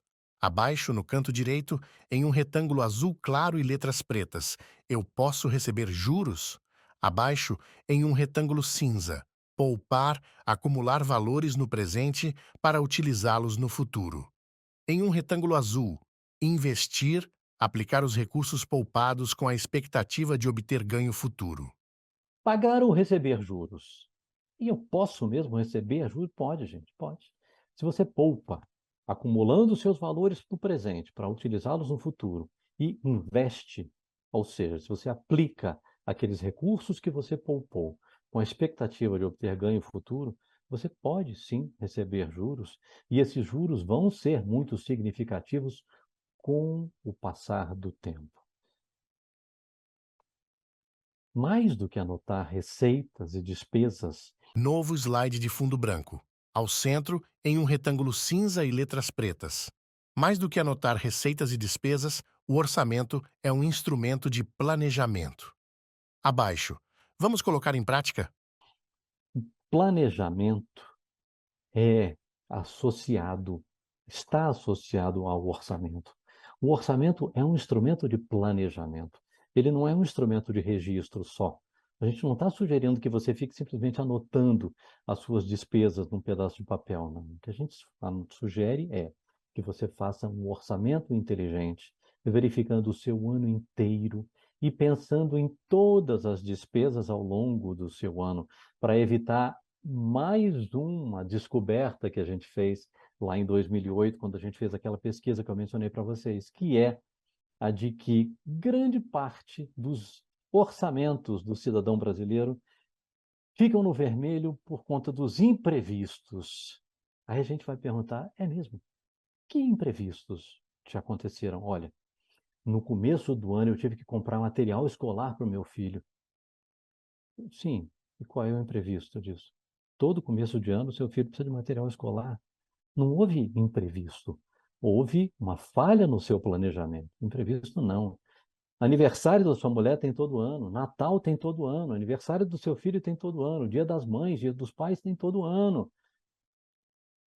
Um instrumento de planejamento é o orçamento, para que você possa pensar não só mês a mês, mas em pensar em todas aquelas despesas sazonais, IPTU, que vai vir ali no determinado mês do ano, o IPVA sobre o seu veículo, que vai vir em outro determinado mês do ano, e eles vão vir.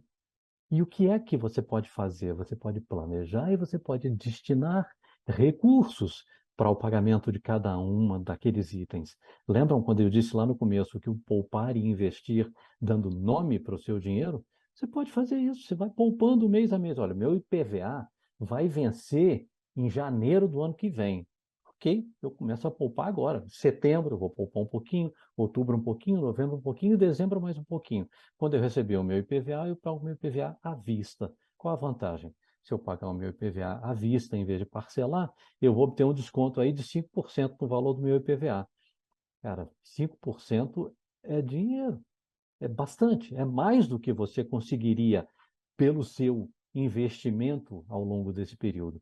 Então, vale talvez a pena você fazer aquele pagamento à vista, mas só se você tiver realmente juntado o seu dinheiro para conseguir fazer aquilo. Fica aqui o nosso convite, vamos colocar em prática, porque na teoria parece lindo, na teoria tudo parece fazer sentido.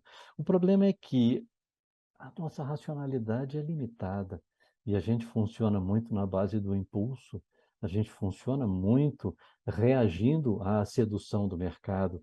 E as propagandas são lindas, as embalagens são lindas, os rótulos são atraentes e o marketing é a ciência do demônio, gente. Eles não fazem mais uma pesquisa de bom gosto perguntando Nino, Kleber, Vanderlei, vocês gostaram mais desse ou mais desse? Não é assim que eles fazem. Eles pedem para você entrar num ambiente onde os produtos estão expostos, você está com um monte de eletrodozinho ali, você está com sensor em todo canto, tem câmera filmando você, você entrou, olhou, por 2 segundos eles já sabem, não vão te perguntar nada. Você vai dizer, ué, pesquisa terminou, terminou. Deu errado? Não, deu certíssimo. Você já respondeu o que eu queria como? O seu cérebro piscou aqui, piscou ali, piscou ali, o seu olho brilhou aqui ou brilhou ali. Você responde assim porque você responde com o seu impulso, você responde com o seu lado quente, você responde com o lado da emoção na sua balança. E é por isso que a educação financeira é um convite à razão, ao planejamento, à tomada de decisões de barriga vazia, de estômago cheio, desculpe, de estômago cheio e de cabeça vazia, de cabeça fresca. A propósito dessa história do estômago cheio, também a gente tem pesquisas que nos mostram que a compra no supermercado de barriga vazia implica numa conta um pouquinho maior, porque inconscientemente você acaba adquirindo mais produtos, porque Seu corpinho está dizendo, eu preciso comer, eu preciso comer, eu preciso beber, e sem perceber, subconscientemente, você está sendo levado àquelas decisões. Vamos colocar em prática? Novo slide de fundo branco. Em letras pretas, assinatura anual da revista XYZ. Selecione sua opção. Abaixo em 3 tópicos. Online, R$ 159. Impressa, R$ 225. Online, mais impressa, R$ 225. Só para exemplificar, para a gente poder terminar a nossa conversa e ir aí para uma sessão de perguntas e respostas, eu vou mostrar para vocês um exemplo de um experimento que foi feito nos Estados Unidos há poucos anos atrás, pelo professor Dan Ariely, que é professor da área de psicologia econômica na Universidade Duke. Ele fez o seguinte: ele pegou um conjunto de 1.000 estudantes e distribuiu para eles um folhetim impresso em que ele dizia: olha, eu tenho aqui a assinatura de uma revista qualquer que seja ali do interesse. É possível que vocês tenham uma revista em comum que interesse a todos. Pensem nessa revista aí. Ou numa revista 4 rodas, Cosmopolitan, Nova Escola, sei lá. Pense em algo que lhe interesse. E você é confrontado com 3 opções. Você pode comprar essa assinatura anual dessa revista por R$ 159 para a versão online, acessível só pelo seu computador ou pelo telefone celular. Ou você pode pagar R$ 225 para receber essa revista impressa pelo correio, na sua casa ou no endereço que você determinar. Ou ainda uma terceira opção, que é você receber a versão online mais a versão impressa por R$ 225. Você vai dizer, ué, João, tá certo isso? Tá, é isso mesmo. Só impressa por 225 ou online mais impressa por 225. Opa! Vamos ver o que aconteceu com esses 1.000 alunos para quem o Dan Ariely distribuiu esse formulário. Como não seria diferente, apenas 16% dos estudantes preferiram a versão online. Abaixo do tópico online, em vermelho, 16%. Abaixo do tópico impressa, 0%. Abaixo do tópico online, mais impressa, 84%. Ninguém quis a versão só impressa e a esmagadora maioria dos alunos, 84%, disseram: ah, eu quero a versão online mais impressa, já que ela custa o mesmo preço da versão impressa. Bom, então considerando que ninguém quis a versão impressa, vamos fazer o seguinte: vamos ver com outro grupo de estudantes apenas 2 opções, que são online e online mais impressa. Vamos manter os mesmos valores. As informações em vermelho desaparecem. Ao centro, em letras pretas, online, R$ 159. Online mais impressa, 225. Online por 159 ou online mais impressa por 225. Não tem aqui só a opção da impressa. Sabem o que aconteceu? Mostro aqui para vocês. Abaixo do tópico online, surge em tom vermelho apagado, 16%. Ao lado, em vermelho forte, uma seta apontada para 68%. Abaixo do tópico online mais impressa, em vermelho apagado, 84%. Ao lado, em vermelho forte, uma seta apontada para 32%. Quando eram 3 opções, 16% só preferiram online. Quando foram apresentadas 2 opções, 68% preferiram só online. Quando eram 3 opções, 84% das pessoas quiseram online mais impressa. Quando foram 2 opções só, apenas 32% das pessoas quiseram a impressa. Por quê? Porque quando você apresentava 2 opções, aquele efeito do conseguir levar vantagem em tudo estava isolado. O sujeito vê, pô, bicho, online mais impressa, está o mesmo preço da impressa, então eu vou comprar online mais impressa que eu estou levando vantagem. É mera impressão de estar levando vantagem. Porque, na verdade, o que as pessoas desejavam em 68% dos casos era uma versão mais barata para ler online que estava suprida pela primeira opção. É apenas mais um de milhões de exemplos que a gente tem para dar no dia a dia do que o marketing pode fazer com você. Sempre lembrando que quem é dono do seu dinheiro? Se é você próprio, cuidado para não ser alvo fácil do marketing. Cuidado, planeje e tome suas decisões. Novo slide de fundo branco. Dentro de um retângulo, em letras cinzas, cidadania financeira. www.cidadaniafinanceira.bcb.gov.br. Abaixo, logos. Cidadania Financeira, Banco Central do Brasil.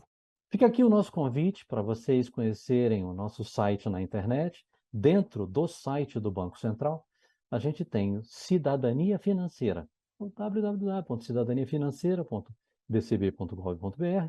Ali dentro vocês vão encontrar muito do que a gente conversou aqui e muito mais em vários formatos diferentes, formatos mais lúdicos, como um curso em desenho animado ou um videozinho curto de 5 minutos, que é legal para você trazer para casa, conversar com a família, conversar com a mulher, conversar com os filhos, conversar com o marido. E além desse convite para que vocês conheçam o Cidadania Financeira, eu quero fazer aqui a propaganda de um dos nossos produtos, que é o Aprender Valor. Novo slide de fundo branco. Ao centro, logo. Aprender Valor. Aprender Valor é o programa de educação financeira do Banco Central para as escolas de ensino fundamental, escolas públicas de ensino fundamental. Estamos hoje presentes já em 23 mil escolas, em todas as unidades da federação. A gente está falando do ensino fundamental, então crianças de 6 a 14 anos. Com a educação financeira sendo apresentada nos moldes da Base Nacional Comum Curricular, de maneira integrada e transversal. Então, os estudantes não têm aulas de educação financeira, eles têm aula de matemática, português, história e geografia, dentro das quais está embutida a educação financeira.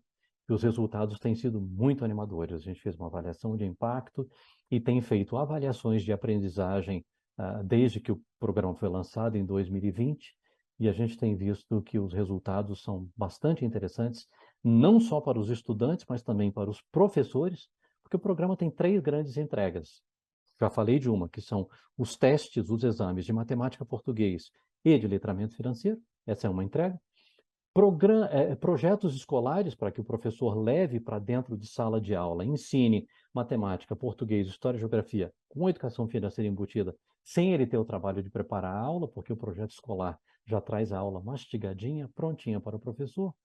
E também treinamento, formações para os próprios professores, diretores e demais profissionais da educação. E o que a gente tem verificado é que o programa Aprender Valor tem trazido um melhor desempenho em termos de letramento financeiro para os estudantes, para os professores, e que os efeitos positivos do programa também têm chegado até as famílias dos estudantes.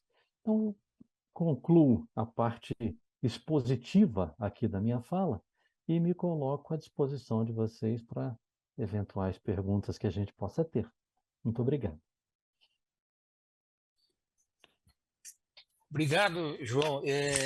A tela volta para a videochamada do desembargador Nino Toldo. Eu quero parabenizá-lo pela forma simples, tranquila de falar e passar tanta informação. Eu tenho certeza que há perguntas aí que o pessoal quer fazer. Por favor, encaminhe pelo chat. A Mariana já está controlando aqui. Eu só queria lembrar conforme você foi falando, eu me vi em muitas situações aí, e até a situação do endividamento, a situação né, de poder inverter a lógica dos juros, ao invés de pagar juros, receber os juros, e planejar para comprar algo, e só para ficar um exemplo, e uma das melhores coisas que se tem é poder pagar à vista, porque com você tendo o recurso nas mãos, você tem o poder de barganha a qual você se referiu, aí você pode negociar com quem está com o fornecedor, não é? Então, a diferença entre comprar à vista e pagar a prazo, o que sobra, a diferença, o que dá para comprar com aquilo, me lembro uma vez que fui comprar vários bens aí de linha branca, etc., e negociando daqui e dali tinha o recurso para pagar à vista, nessa diferença, e tem um outro ditado popular também que vai muito bem, aquele, quem não chora não mama. Então, Claro, você com dinheiro na mão, você fala, não, mas isso aí está muito caro, então eu vou comprar na outra loja que está um pouquinho mais barata, não sei o que, aí você consegue uma negociação bastante favorável. E me recordo nessa compra que um micro-ondas saiu, vamos dizer, na faixa, porque até o frete eu negociei. Porque aí maravilha. quando eu veio com os preços estavam bons, eu ainda falei, "Véi, mas o frete está caro, ainda deram desconto no frete. E no final das contas, um micro-ondas saiu só com os recursos economizados em função disso. Um, da possibilidade de pagar à vista, portanto, um planejamento é fundamental, e outro, de negociar mesmo, não ter vergonha de pedir desconto, nem nada. Mas nós temos já perguntas aqui, não é isso, Mariana? Videochamada com o logo da EMAG. Isso mesmo, doutor Nino. Inclusive, eu gostaria de encorajar os participantes a levantar a mão para fazer perguntas de câmera aberta, para a gente tentar tornar a experiência um pouco mais próxima. Porém, a gente tem diversas perguntas que já chegaram no chat, está até difícil de selecionar de tantas que são. Uma rapidinha, doutor, enquanto as pessoas levantam a mão, da Nathalie, ela queria saber se tem outros cursos mais aprofundados para ensinar outros tipos de investimento, ações, multimercados. Sim, nós, dentro do nosso site Cidadania Financeira, cujo endereço eu mostrei ali para vocês, a gente tem uma série de produtos disponíveis, inclusive 2 cursos que estão alojados no site da Escola Virtual de Governo, mas que são acessíveis a partir do nosso site Cidadania Financeira. E eu mencionei aqui algumas vezes a nossa Estratégia Nacional de Educação Financeira, mas eu falhei ao não sugerir o site da Estratégia Nacional, que é o Vida e Dinheiro. Vida e Dinheiro, tudo junto, vidaedinheiro.gov.br. No Vida e Dinheiro, você vai encontrar cursos produzidos pela CVM, que é a Comissão de Valores Imobiliários, que é o órgão regulador do mercado de ações no Brasil. E a CVM tem muitos cursos muito ricos, muito interessantes, tratando dos investimentos no mercado de ações. Então, ali dentro do vidaedinheiro.gov.br, você vai encontrar assim, uma miríade de cursos e de conteúdos de interesse. Eu, João, agregaria também a isso que tanto o Banco Central quanto a CVM e outros órgãos do governo têm a sua rede social, então quem pode segui-los no Instagram e sempre vem umas informações muito interessantes, dicas e indicação para cursos. É isso aí. Perfeito, muito obrigado, mano. É isso aí, Vou Nino. ler, vou ler então mais algumas perguntas. Se alguém quiser levantar a mão e fazer a pergunta diretamente ao professor, será bem-vindo. A gente vai fazer aqui a triagem, né? E a moderação. Doutor, o Marcelo pergunta: qual percentual do salário é recomendado para fazer uma reserva de emergência? Marcelo, a gente evita dar fórmulas prontas. A gente sabe que o ser humano tem muita dificuldade de escolher, muita dificuldade de decidir. E aí, por isso, você vai ver muitos educadores financeiros fornecendo fórmulas prontas, dizendo X% ou o equivalente a tantos meses do seu consumo. Depende muito da sua estrutura de vida, depende muito da facilidade ou da dificuldade que você tenha para reunir recursos, mas, de um modo geral, o que se vê os educadores financeiros recomendando é que você tenha uma reserva de emergências que corresponda a 6 vezes o seu salário, ou seja, meio ano de salário. Mas, de novo, eu digo, pessoalmente, o que a gente busca fazer aqui no nosso programa de educação financeira do Banco Central é um pouquinho mais trabalhoso, mas é mais efetivo, é levar cada participante a refletir sobre a sua própria situação, pensar o que poderia ser uma emergência na sua vida. E aqui eu dou algumas dicas. Eu falei muito da questão da saúde, mas existem outros exemplos que podem ser citados, como, por exemplo, um carro. Aí você fala, João, mas isso aí é básico, porque todo mundo faz seguro hoje em dia. Eu digo, sim, mas se lembre que você tem a franquia. E a depender do carro que você tenha, a sua franquia pode ser uma franquia elevada. ela pode corresponder a um mês de salário líquido, dependendo do veículo que você tenha. Então, pense que a franquia do seu carro pode ser algo para o qual você deva reservar recursos emergenciais, questões de saúde e o que mais na sua vida pode surgir como emergência.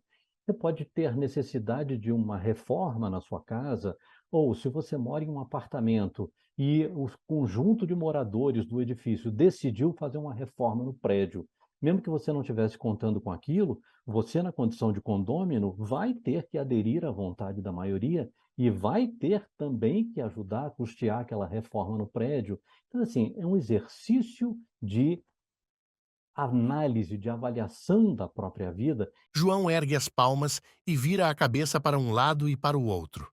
e de prospecção do que pode acontecer no meu futuro. Essa é a maneira mais efetiva. Maravilha. O Vanderlei quer saber a sua opinião. Ele diz que muitos estão vendendo imóvel para aplicar o valor apurado no mercado de ações. Ele quer saber se isso é uma vantagem. Vanderlei, primeiro, eu pessoalmente tenho muita dificuldade com questões como essa, quando você me pede a minha opinião. Eu não posso dar a minha opinião porque, neste momento, eu represento o Banco Central do Brasil com a minha fala. Mas o que eu posso fazer é compartilhar com você a minha situação pessoal, a minha decisão, o que foi que eu fiz na minha vida. Digo para você, eu estou completando 60 anos agora no final do ano, se Deus quiser chegarei lá inteirinho, cheio de saúde, e tenho 30 anos de Banco Central, mas eu tive uma vida pregressa antes do Banco Central. Eu sou arquiteto e urbanista e dou muito valor à arquitetura, dou muita importância à decoração de ambientes. Fui criado numa família grande, ainda tenho uma família grande, com muitos irmãos, e a gente gosta de se reunir em casa e de fazer festas e um churrasquinho no fim de semana e coisas assim. Então, para mim, pessoalmente, ter um imóvel do meu gosto, em que eu possa utilizar da forma como eu bem entender, a qualquer hora do dia ou da noite, fazendo qualquer transformação que me aprouver, era algo muito importante. Por isso eu peguei todos os recursos de que eu dispunha e empreguei no meu imóvel. Você vai dizer, João, isso é inteligente do ponto de vista financeiro? Não, é péssimo. É péssimo porque se eu quiser me desfazer desse imóvel por um motivo qualquer, eu vou ter, primeiro, uma dificuldade, porque ele é um imóvel com maior valor agregado, e a este imóvel eu fui somando um conjunto de coisas para minha finalidade, para o meu bem-estar, que não representam valor em termos de comercialização disso.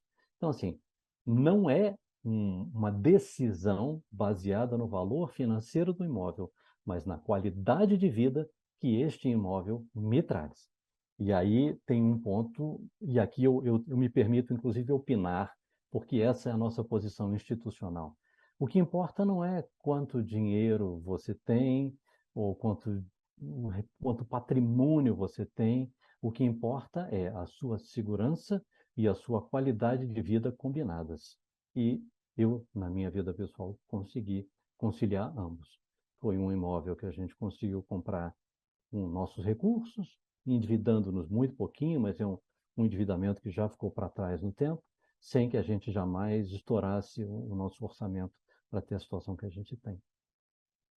Desculpa que eu saí pela tangente, eu tergiversei, mas eu espero ter respondido a sua pergunta, Vanderlei.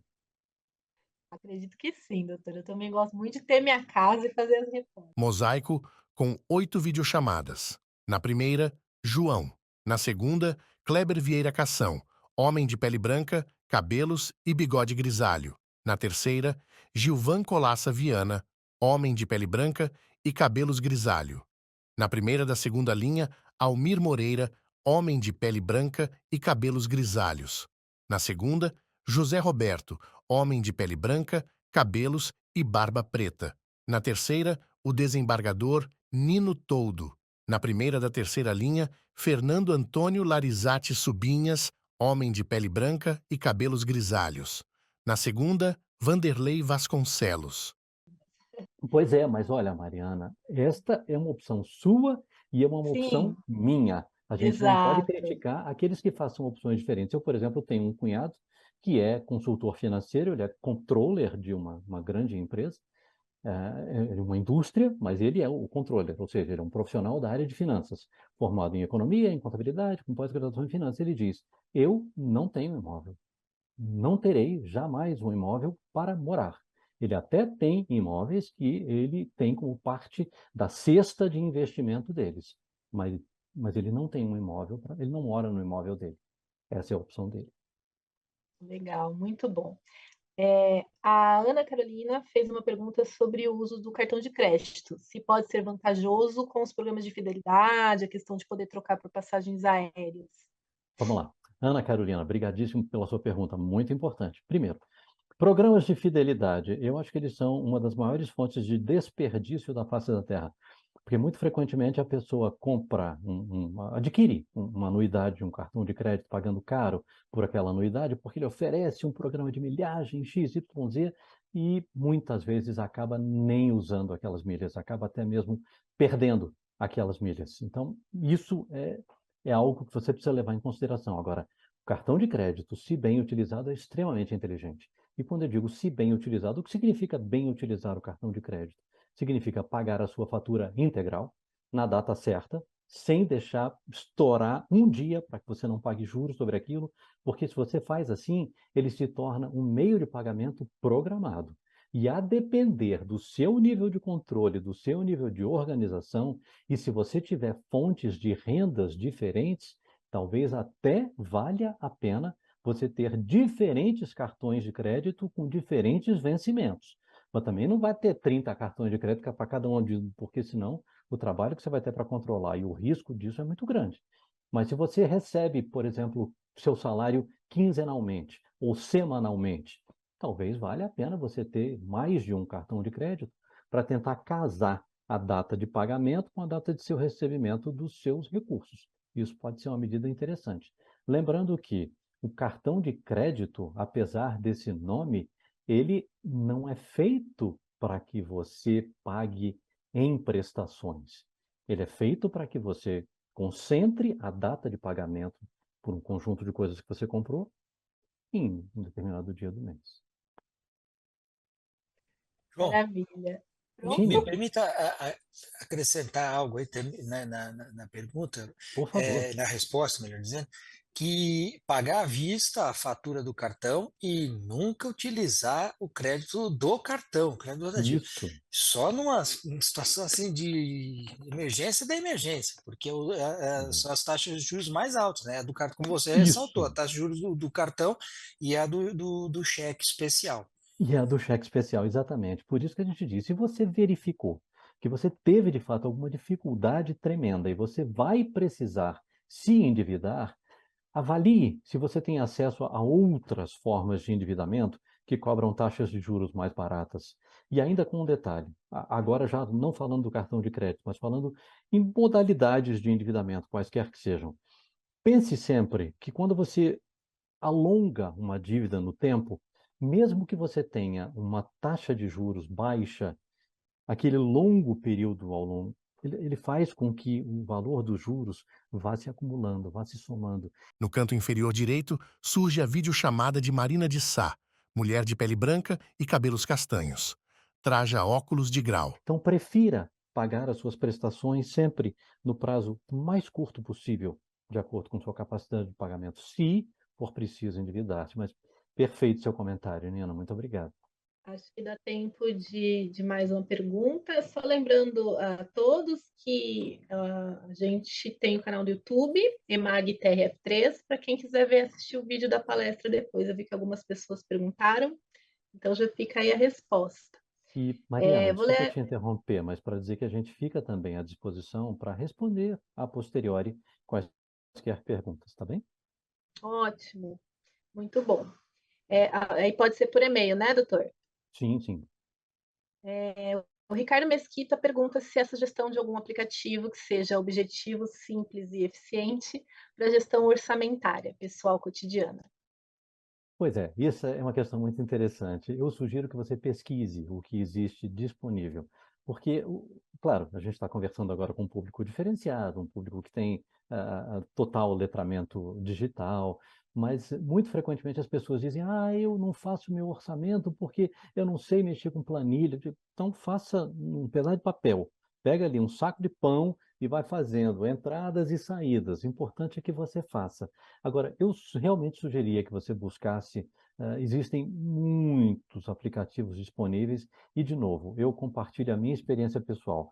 Como eu já disse agora há pouco, eu sou da geração antiga, old school, então o que eu faço é um conjunto de planilhas que eu mesmo preparei para a minha finalidade, inclusive porque eu nunca vi um aplicativo que me permitisse categorizar as coisas como eu categorizo. Só para dar um exemplo, eu fui a um restaurante e fiz uma refeição.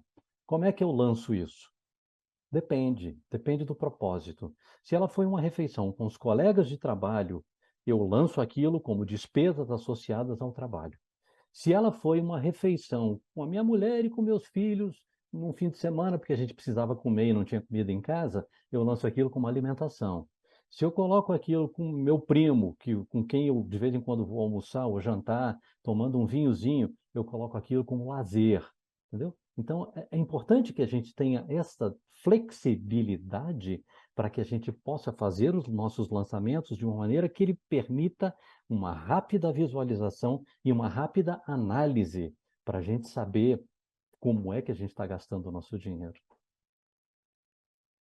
Ótimo. O Ricardo Araújo pergunta se existe padronização dos grupos de receitas e despesas para realizar o orçamento dele, como, por exemplo, habitação, transporte e alimentação. Então, isso que eu acabei de dizer já é uma introdução para a sua pergunta, Ricardo. Eu acho que a melhor categorização é aquela que fizer sentido para você.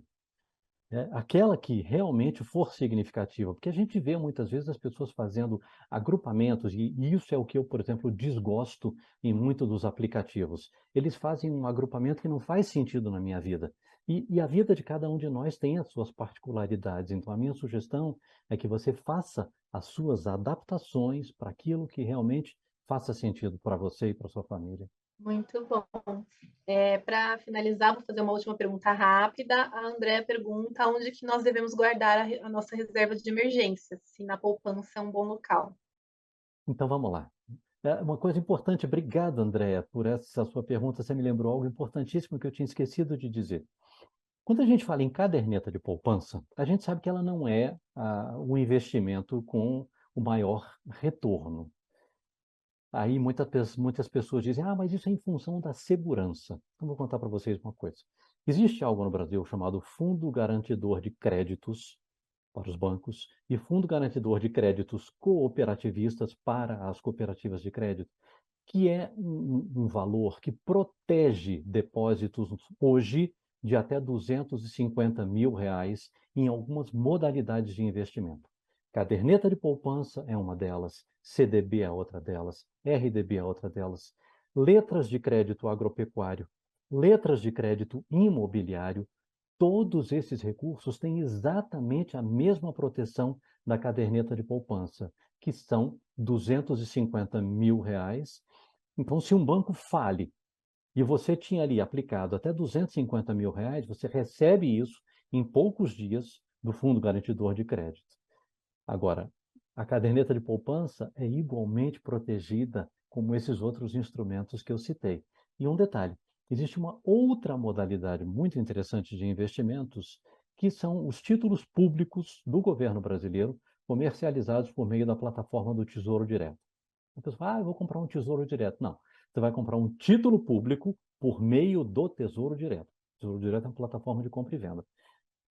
Então o Tesouro Direto tem essa proteção de R$ 250 mil do Fundo Garantidor de Crédito? Não, ele não tem proteção nenhuma, mas ele é um título público do governo brasileiro. E aí, uma coisa é fato, se o governo brasileiro quebrar, provavelmente os bancos já terão quebrado também. Então, são investimentos de alta segurança. Mas tem um detalhe, quando você compra um título do Tesouro Direto, aquela rentabilidade prometida é a rentabilidade para a data do vencimento. Mas, como você está falando de um fundo para emergências, é possível que você precise sacar aquilo antes de esperar a data do vencimento. E aí, se você sacar aquilo antes, você pode sim vender. Só que você não tem garantia nenhuma de qual vai ser a sua remuneração no dia que você for vender. Porque no dia que você for vender, quem vai determinar o preço é o mercado. Pode ser que naquele dia esteja um pouco menor, um pouco pior, e você não consiga esperar até a data do vencimento. Então, por isso, para uma reserva de emergência, o Tesouro Direto talvez não seja a melhor alternativa. Mas aí a gente falou de caderneta de poupança, CDB, RDB, letras de crédito agropecuário, letras de crédito imobiliário. Tudo isso você encontra lá no nosso Cidadania Financeira, tá? Informações pormenorizadas sobre cada uma dessas modalidades de investimento, André. Obrigado pela sua pergunta. Nino, acho que extrapolamos aqui o nosso horário, né? Lado a lado, as videochamadas do desembargador Nino Toldo e de João. Pois é, estamos aqui passando um pouquinho, mas eu quero, antes de encerrar, João, agradecer uma vez mais a disposição, a disponibilidade de falar para a gente. Eu acho que é um tema muito importante.